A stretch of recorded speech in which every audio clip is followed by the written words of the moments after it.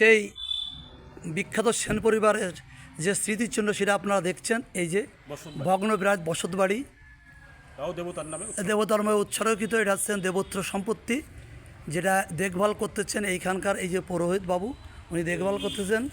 Inner বাড়িটাও এটা বসত বাড়ি, তাও দেবতার নামে উৎসর্গ করা। হ্যাঁ, এই সেই বাড়িটা দেবত্ব বাড়ি আপনারা দেখছেন।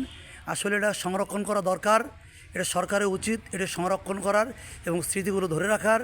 তাহলে এটা দেখার জন্য এই পৃথিবীর সমস্ত প্রান্ত থেকে পর্যটক দৌড়িয়ে চলে আসবে এটা দর্শনের জন্য, এই বাড়ি দেখার জন্য। এই বাড়িতে আপনার মহাত্মা গান্ধী, জওহরলাল নেহরু এবং আপনার ইটাও আইসি, সুভাষ বসু আইসি এই বাড়িতে আসছে, স্মৃতিচিহ্ন বিজড়িত এই বাড়ি। হ্যাঁ, এই বাড়িতে ইনার তিনজনই আসা যাওয়া করেছে। এই সেই বিশ্ব মানবতার যে বিশাল একটা ব্যক্তিত্ব, যে নামগুলো বললেন, যাদের কথা আসলে আলাদা করে বলার কোনো অবকাশ নেই, তাদেরও পদচিহ্ন পড়েছে এই বাড়িতে এবং এই বাড়ির রাজ্যাপন করেছে। এবং এই বাড়িটায় অবশ্যই আমাদের যে দেবোত্ব সম্পত্তি, যারা এটা দেখভাল করছে তাদেরও উচিত এটা সংরক্ষণ করা, প্রয়োজনীয় গভর্নমেন্টের সহায়তা নেওয়া উচিত, নিয়ে এটা সংস্কার করে আগের অবস্থায় ফিরে নেওয়া সম্ভব, তাই না দাদা? হয়ে যাবে। হ্যাঁ, এর যে অত্যাধুনিক কারুকার্য খচিত, যা আসলে বিরল একটা ঘটনা। সিঁড়িগুলো দেখছেন, দেখেন সেই আগেরকার আমলের জমিদার আমলের কথা স্মরণ করে দেয়, সেই পূর্বের ইতিহাসকে স্মরণ করিয়ে দেয়। সিঁড়িটা আপনারা দেখেন কত সুন্দর। আমরা এখন বাড়ির পেছনের পার্টে যাচ্ছি, আমরা পিছনের পার্টটাও দেখানোর চেষ্টা করব আপনাদের।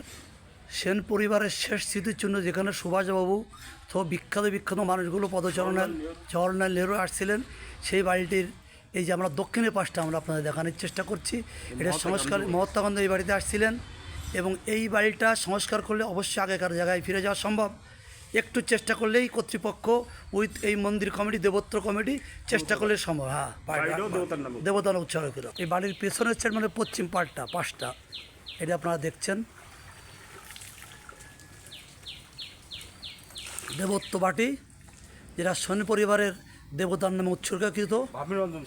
ভাবানী সেনের রঞ্জন সেনের বাড়ি। ব্যারিস্টার ছিলেন। ইনার কয় ছেলে মেয়ে ছিল দাদা? 12 ছেলে মেয়ে ছিল। ছিলেন ব্যারিস্টার ভামিনী রঞ্জন সেন। সে বিশাল ব্যাপার।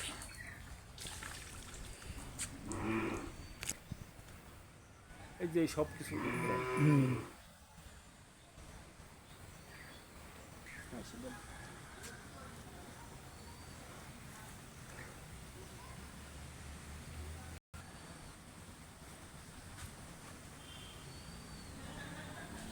মহিলা